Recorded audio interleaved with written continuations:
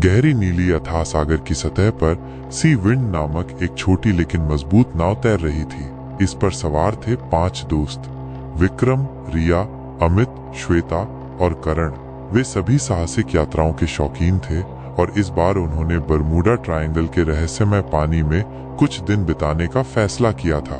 विक्रम, जो कि नाव चला रहा था, थोड़ा नर्वस था, लेकिन अपने दोस्तों के उत्साह को देखकर उसने अपनी आशंकाओं को दबा दिया। पहला दिन शांति से बीता। सूरज चमक रहा था और हल्की हवा चल रही थी। लेकिन जैसे ही उन्होंने बरमूडा ट्रायंगल के कुख्यात क्षेत्र में प्रवेश किया, मौसम अचानक बदलने लगा। आसमान में काले बादल छा गए और समुद्र में ऊंची ऊंची लहरें उठने लगी। उनकी नाव बुरी तरह से हिलने लगी। ये अचानक क्या हो गया? रिया ने डर से पूछा। विक्रम ने घबराकर उपकरणों की ओर देखा। रेडियो काम नहीं कर रहा है और न ही जीपीएस। अमित, जो हमेशा तर्क और विज्ञान की बात करता था, बोला, शायद कोई स्थानीय तूफान है। घबराने की कोई बात नहीं। लेकिन उनका ये तर्क ज्यादा देर टिका नहीं। जैसे ही रात हुई, अजीबोगरीब चीजें होने लगी। नाव के आसपास पानी में हरी और नीली चमकती हुई रोशनी दिखाई देने लगी। यह रोशनी किसी ज्ञात समुद्री जीव की नहीं थी। श्वेता डर के मारे अमित से चिपक गई। ये क्या है? उसकी आवाज में साफ डर झलक रहा था। करण, जो हमेशा मजाक के मूड में रहता था, भी इस बार गंभीर दिख रहा था। मुझे ये सब ठीक नहीं लग रहा। अगली सुबह जब वे उठे तो उन्होंने पाया कि नाव एक अजीब तरह की शांत जगह पर पहुंच गई थी। आसपास का पानी बिल्कुल स्थिर था, जैसे कोई विशालकाय हाथ उसे पकड़े हुए हो। आसमान में बादल छट गए थे, लेकिन हवा में एक अजीब सी भारीपन महसूस हो रहा था। तभी उन्हें दूर क्षितिज पर एक धुंधली आकृति दिखाई दी। जैसे जैसे वो आकृति पास आती गई, उनके रोंगटे खड़े हो गए। वह एक विशालकाय जहाज था जो सदियों पुराना लग रहा था। उसके पाल फटे हुए थे और लकड़ी सड़ चुकी थी, लेकिन वो बिना किसी सहारे के पानी पर तैर रहा था। उस जहाज पर कोई नहीं दिख रहा था। विक्रम ने दूरबीन से देखा। ये तो एक भूतिया जहाज लग रहा है। अचानक उनकी नाव के नीचे से एक गहरा कंपन महसूस हुआ।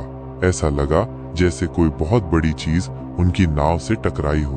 पानी में एक अजीब सा भंवर बनने लगा जो धीरे धीरे उनकी नाव को अपनी ओर खींच रहा था। ये क्या हो रहा है? अमित चिल्लाया। वे सभी डर से एक दूसरे को पकड़कर खड़े हो गए।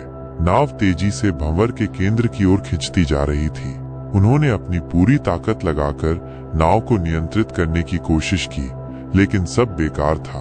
तभी पानी से एक भयानक आकृति निकली।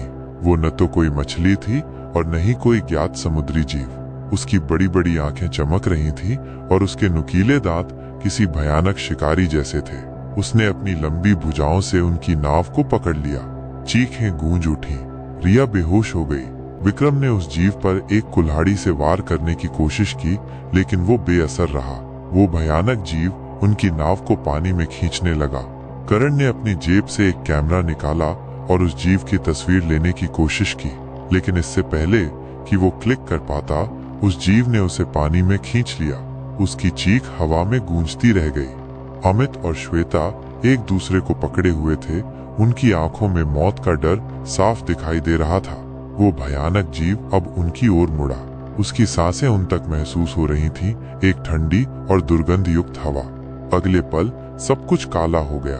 कई दिनों बाद एक मालवाहक जहाज ने बरमूडा ट्रायंगल के उसी क्षेत्र में एक छोटी सी खाली नाव तैरती हुई पाई। नाव में कोई नहीं था, कोई मलबा नहीं, कोई संकेत नहीं कि उस पर क्या हुआ था। बस एक अजीब सी ठंडक और हवा में एक अनकही कहानी का एहसास था। उस कैमरे को कभी नहीं पाया गया और न ही विक्रम, रिया, अमित, श्वेता और करण का कोई निशान मिला। बरमूडा ट्रायंगल ने एक बार फिर अपने रहस्यमय आगोश में कुछ और जिंदगियों को समा लिया था। लोग आज भी उस खाली नाव की कहानी डर और हैरानी से सुनते हैं और उस खतरनाक क्षेत्र से दूर रहने की प्रार्थना करते हैं। कौन जानता है कि उस गहरे नीले पानी में और कितने भयानक रहस्य छिपे हुए हैं जो अगली बार किसे अपना शिकार बनाएंगे। आपको ये कहानी पसंद आई हो तो वीडियो को लाइक जरूर करें। अपनी डरावनी प्रतिक्रियाएं कमेंट में लिखें और इस कहानी को अपने दोस्तों के साथ शेयर करना न भूलें। और हाँ, अगर आपने अभी तक सब्सक्राइब नहीं किया है तो जल्दी से कर लीजिए। मिलते हैं अगली डरावनी कहानी के साथ।